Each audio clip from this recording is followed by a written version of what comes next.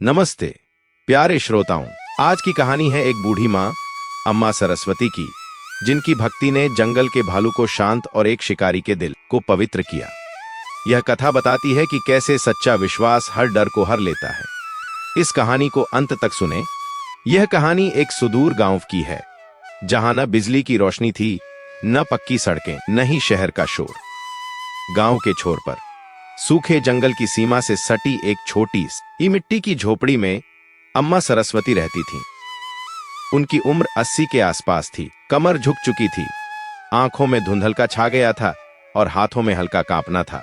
फिर भी उनके होठों पर हमेशा भगवान का नाम और दिल में अटूट विश्वास था। वह दुनिया से दूर हुई थीं, मगर आध्यात्मिक रूप से अपने भगवान से गहरे जुड़ी थीं। भगवान में उसका गहरा विश्वास था। उनके पास न बेटा था, न बेटी, न कोई रिश्तेदार, बस एक मिट्टी की झोपड़ी, पुराना चूल्हा और एक माला, जिसे वह हर पल उंगलियों में फेरती रहती थीं। हर सुबह सूरज उगने से पहले अम्मा सरस्वती पूजा करती। भगवद गीता की पंक्तियां उनके होठों पर गूंजती। फिर वह जंगल की ओर निकल पड़ती, लकड़ियां बीनने। लकड़ियां बेचकर जो थोड़ा सा पैसा मिलता, उसमें से कुछ अपने लिए रखती और बाकी गांव के गरीब बच्चों के लिए बचा लेती। वह बच्चों को रोटी देती, उनकी फटी कमीजें सीती और उनके लिए प्रार्थना करती। गांव वाले उन्हें देवी मां कहते थे, क्योंकि उनके चेहरे पर हमेशा शांति और मुस्कान रहती थी। वह बहुत शांत और साफ, हर किसी के लिए उनके मुंह से दुआ ही निकलती थी। एक रात जब आसमान में काले बादल गरज रहे थे और तेज हवाएं झोपड़ी की खपरेल को हिला रही थीं, अम्मा चूल्हे के पास बैठी थीं। उन्होंने मोटी आटे की रोटी बन आई, नमक के साथ खाई और माला जपने लगी। तभी बाहर से अजीब सी आवाज आई, पहले पत्तों की सरसराहट, फिर हल्की सी गुर्राहट और फिर ऐसा लगा जैसे जमीन हिल रही हो। अम्मा ने सिर उठाया, होंठों पर हल्की मुस्कान थी। उन्होंने कहा, हे भगवान, अगर तूने यह तूफान भेजा है तो मुझे तेरी शरण चाहिए। अगर यह मेरा इम्तिहान है तो तू ही मुझे शक्ति दे। अगले ही पल झोपड़ी के दरवाजे पर एक विशाल भालू खड़ा था। उसकी मुंह से लार टपक रही थी और पंजे जमीन खुरच रहे थे, मगर अम्मा की आंखों में न डर था न घबराहट। वह माला जपती रही और बोली, आजा मेरे बेटे, अगर तू भूखा है तो मेरे पास रोटी कम है पर दुआ बहुत है। भालू ने एक कदम आगे बढ़ाया, मगर जैसे ही अम्मा ने हाथ उठाकर प्रार्थना की, वह ठिठक गया। उसकी आंखें नरम पड़ी, गुर्राहट थम गई और उसके चेहरे पर एक अजीब सा सुकून नजर आने लगा। अम्मा ने जमीन पर एक चटाई बिछा दी और चूल्हे के पास से एक सूखी रोटी का टुकड़ा निकाला और बालू के सामने रखते हुए कहा, ले बेटा, खा ले, शायद यह तेरी किस्मत का था। भगवान मुझे रोजी देता है, तू भी उसी से मांग, वह तुझे भी देंगे, किसी का हक मत छीन। भालू ने रोटी सूंघी, खाई और फिर चुपचाप जंगल की ओर लौट गया। गांव वालों ने सुबह भालू के पंजे के निशान देखे तो वे डर गए। कुछ ने कहा, भालू को मार देना चाहिए, यह खतरनाक है। मगर अम्मा ने कहा, जो भगवान का हो जाए उसे भालू क्या, मौत भी नहीं डरा सकती। भगवान की कृपा सबसे बड़ा रक्षक है। गांव वालों ने कहा, अम्मा वह जानवर है, यह भाषा और भावनाएं नहीं समझेगा, एक एक करके सबको शिकार बना लेगा। कुछ समय बीत गया था। उसके बाद एक शाम जब सूरज डूब चुका था और अंधेरा झोपड़ी को घेर रहा था, फिर से वही आहट सुनाई दी, पत्तों की सरसराहट, भारी सांसें और फिर वही भालू। मगर इस बार वह पहले जैसा नहीं था। उसकी चाल में कमजोरी थी, आंखों में दर्द और शरीर से खून बह रहा था। अम्मा ने उसे देखा और बोली, हे भगवान, तूने इसे मेरे पास वापस भेजा है, इसका जख्म तू ही भरेगा। बिना डरे उन्होंने पुराने कपड़े फाड़कर पट्टी बनाई, कुएं से पानी लाकर उसके जख्म धोए और माला जपते हुए उसके पास बैठ गईं। भालू चुपचाप झोपड़ी के बाहर लेट गया, जैसे वह अब अम्मा पर पूरा भरोसा कर चुका हो। गांव वालों ने बालू के निशान देखे और डर से पंचायत बुलाई। अगर बालू रोज आएगा तो हम सबका जीना मुश्किल जो जाएगा। हम काम पर कैसे जाएंगे, बाहर कैसे निकलेंगे, हम बाहर नहीं निकल पाएंगे, औरतें जंगल नहीं जा सकेंगी, लकड़ियां लेने, फिर घर में खाना कैसे बनेगा। मगर एक बूढ़े ने कहा, यह भालू किसी को नुकसान नहीं पहुंचाता। शायद यह अम्मा से प्यार करता है। पंचायत के बुजुर्ग जब अम्मा से मिले तो उन्होंने कहा, जिसे भगवान ने मेरे पास भेजा है उसे हटाने की कोशिश मत करो। भगवान की कृपा डर से बढ़ ही है। गांव वाले चुप हो गए। अम्मा की उम्र के आगे और उनकी बातों में विश्वास के आगे अब भालू रो जाता। चुपचाप बैठता, अम्मा के हाथ से रोटी खाता, पानी पीता और रात को जंगल लौट जाता। धीरे धीरे वह इतना शांत हो गया था जैसे कोई सच्चा संत हो। बच्चे उसके पास खेलने लगे बिना किसी डर के। गांव की औरतें कहती, यह भालू नहीं, भगवान की कृपा है जो अम्मा की प्रार्थना में उतरी है।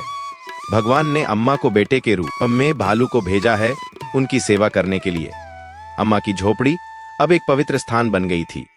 लोग वहां बच्चों को लाते, बुजुर्ग वहां बैठते और कुछ राहगीर झोपड़ी के सामने सिर झुकाकर प्रणाम करते। मगर हर किसी का दिल पाक और दयावान नहीं होती। एक दिन गांव की सीमा पर एक अजनबी आदमी आया। लाल पगड़ी, कमर में चमकता खंजर और कंधे पर बड़ी बंदूक। वह पंचायत के पास पहुंचा और बोल, मैंने सुना है यहां भालू घूमता है, मैं उसे पकड़ने आया हूं। गांव वालों ने कहा, वह किसी को नुकसान नहीं पहुंचाता, हम सबके साथ मिलकर रहता है। अम्मा की कृपा से वह बहुत शांत है। शिकारी ने हंसते हुए कहा, भालू भालू होता है, वह एक जानवर है। उसकी बुद्धि कब बादल जाए किसी को नहीं पता। उसे इंसान समझने की भूल कर रहे हो। आप लोग खुद ही अपनी मौत को न्योता दे रहे हो। एक दिन हमला करेगा, मैं उसे जिंदा या मुर्दा ले जाऊंगा। अगले इन शिकारी अम्मा की झोपड़ी पर पहुंचा। उसने कहा, आड़ा बूढ़ी माँ, इस भालू को यहां से हटाओ वरना मैं इसे। अम्मा ने जवाब दिया, बेटा, जिस प्राणी ने किसी का अहित नहीं किया उसे मारना पाप है। यह भगवान की रचना है, इसे मारोगे तो भगवान से कैसे बचोगे। शिकारी ने ठहाका लगाया और बोला, एक समय मैं बंदूक से डरता नहीं और भक्ति से पेट नहीं भरता। उसी रात शिकारी जंगल के छोर पर छिप गया। जैसे ही बालू हमेशा की तरह अम्मा की झोपड़ी के पास आया और बाहर बैठा, शिकारी ने बंदूक तानी। अम्मा झोपड़ी से निकली और भालू के सामने खड़ी हो गईं। शिकारी चिल्ला, हट जाओ बूढ़ी माँ, गोली चल जाएगी। अम्मा बोली, अगर तेरी गोली इस प्राणी को लगी तो समझ लेना तूने भगवान की भक्ति में बाधा डाली। अगर मेरी जान जाए तो वह भी उनके आदेश से आया। मगर याद रख, बेगुनाह की जान लेने वाला अपनी कृपा खो देता है। भालू धीरे धीरे शिकारी की ओर बढ़ा मगर हमला नहीं किया। उसने बस सिर झुका लिया, जैसे खुद को अम्मा की शरण में दे दिया हो। ओ, शिकारी की आंखें भर आईं। उसने बंदूक नीचे रख दी और वहीं बैठ गया। सुबह की पूजा की घंटियां बजीं। अम्मा ने कहा, एक ठां जिसे भगवान मौका दे वह बदले तो उसके दिल में रोशनी जरूर पहुंचती है। शिकारी के आंसू बह रहे थे। उसने कहा, अम्मा, मैं शिकारी नहीं रहा, अब बस आपका बेटा हूं। उसका नाम था अर्जुन। मगर अम्मा ने कहा, तू अब मेरा बेटा है। बेटों के नाम में प्यार होना चाहिए। मैं तुझे अमर कहूंगी। शिकारी का दिल कांप उठा। जिस दिल में अहंकार और हिंसा थी वहां अब पश्चाताप, भक्ति और विश्वास का प्रकाश उतर रहा था। अगली सुबह गांव वाले अम्मा की झोपड़ी पर आए। उन्होंने देखा अजनबी शिकारी अब अमर बन चुका था। वह अम्मा के साथ गीता पढ़ता, पूजा में शामिल होता और माला जपते हुए आंसू बहाता। भालू भी उसे पहचान चुका था। वह उसके पास बैठता, उसकी हथेली से रोटी खाता। अम्मा की झोपड़ी अब और रौनक हो गई थी। एक दिन अम्मा ने अमर से कहा, ई बेटा, अगर मेरा समय पूरा हो जाए तो इस झोपड़ी को कृपा का आश्रय बना देना। यहां हर मुसाफिर को भोजन मिले, हर अकेले को सुकून और हर भूखे को रोटी।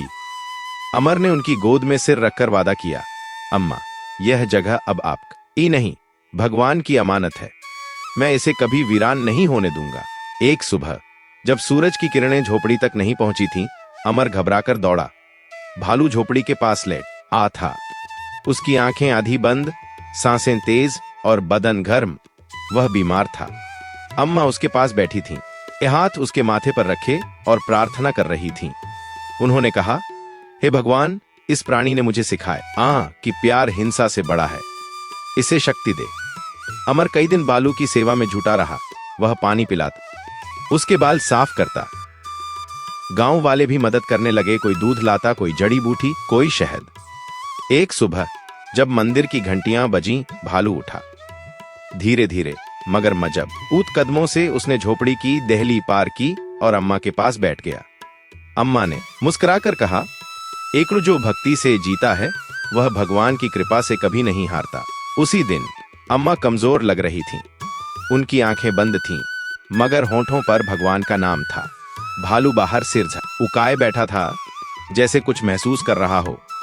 अमर बार बार अंदर आता, उनकी रजाई ठीक करता, पानी देता, मगर अम्मा बस हल्के से मुस्कुराती। अचानक उन्होंने धीमी आवाज में कहा, अमर ए बेटे, मेरा समय आ रहा है।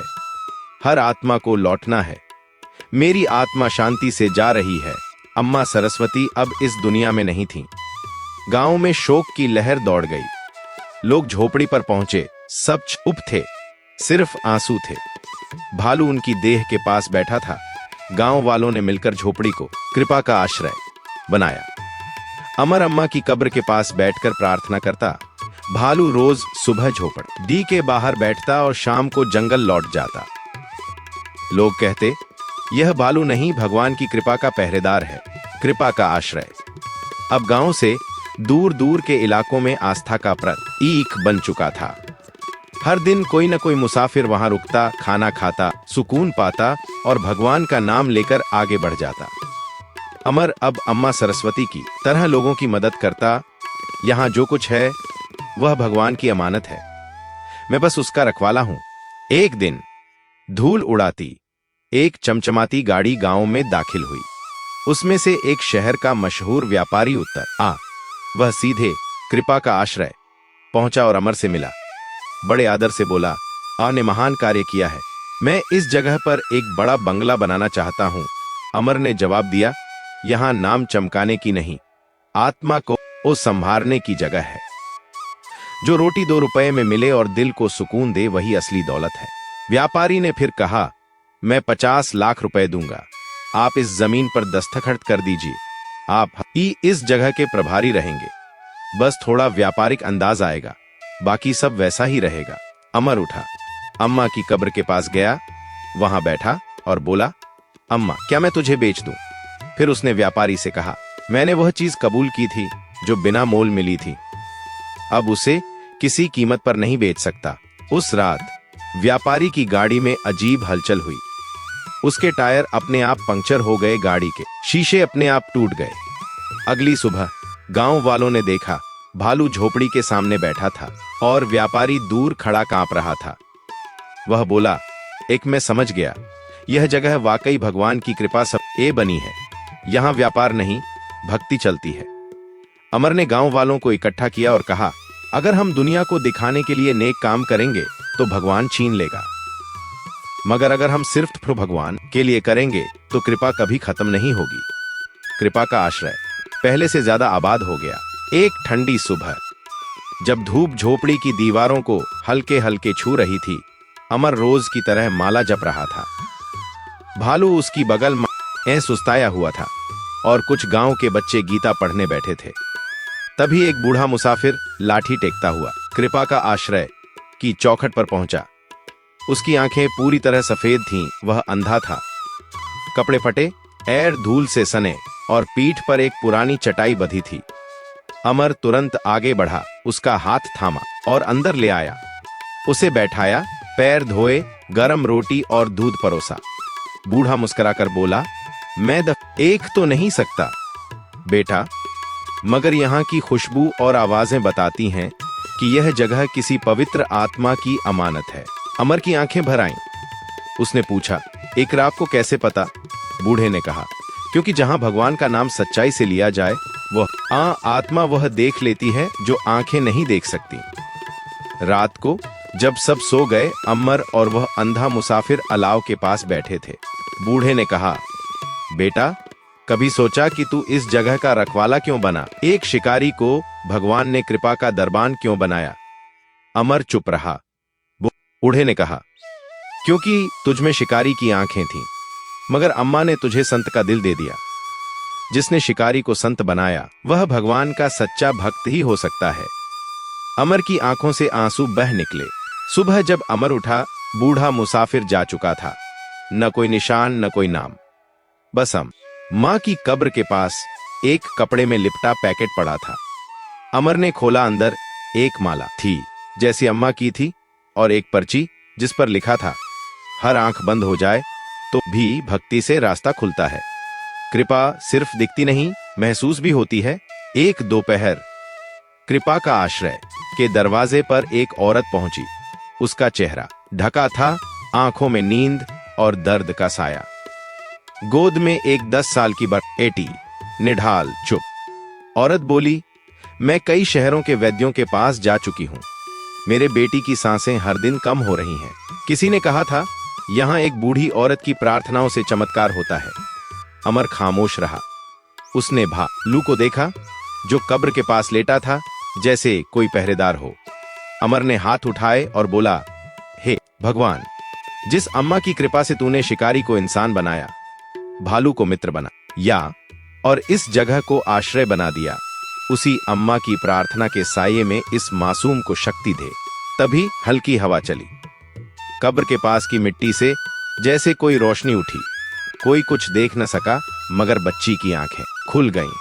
उसने अपनी मां की उंगली थामी और धीमे से बोला, अम्मा, मुझे अब अच्छा लग रहा है।